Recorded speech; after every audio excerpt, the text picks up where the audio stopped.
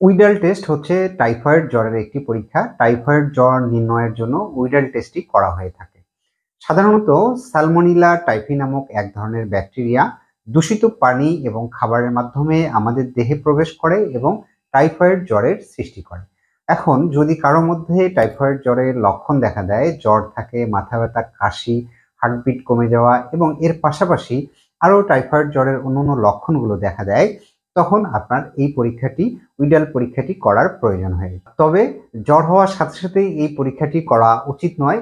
এই পরীক্ষা করার জন্য অবশ্যই জ্বরের ১ সপ্তাহ পরে উইডাল টেস্ট করলে ভালো রিপোর্ট পাওয়া যায়। কেননা যদি আপনি জ্বরের ১ সপ্তাহের মধ্যে উইডাল টেস্ট করেন, তখন আপনার শরীরে টাইফয়েড জ্বরের ইনফেকশন থাকা সত্ত্বেও কিন্তু রিপোর্ট নেগেটিভ আসতে পারে।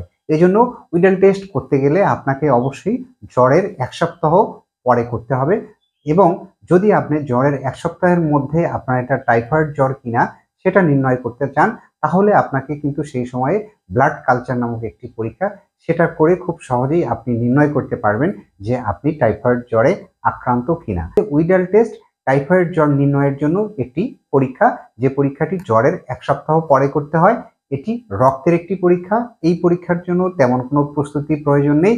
যেকোনো সময় ল্যাবরেটরিতে গিয়ে রক্ত দিলেই আপনি এই পরীক্ষাটি করতে পারবেন এবং এই পরীক্ষার রিপোর্ট দেওয়ার পরে দেখবেন যে পাশেই নরমাল রেঞ্জগুলো দেওয়া থাকে। এর থেকে আপনার রিপোর্টটি যদি বেশি থাকে, স্বাভাবিকের চেয়ে বেশি থাকে, তাহলে ধরে নেওয়া হয় যে আপনি টাইফয়েড জ্বরে আক্রান্ত। তবে অনেক সময় টাইফয়েড জ্বর সেরে যাওয়ার পরেও আপনার রিপোর্টটি স্বাভাবিকের চেয়ে বেশি আসতে পারে। উইডাল টেস্ট পজিটিভ বা রেঞ্জ স্বাভাবিকের চেয়ে বেশি মানেই আপনি টাইফয়েড জ্বরে আক্রান্ত নন। সেটা আসলে সিদ্ধান্ত নিবে আপনার চিকিৎসক। আপনার লক্ষণ এবং রিপোর্টের উপরে ডিপেন্ড করে চিকিৎসক আপনাকে চিকিৎসা দিয়ে থাকবেন।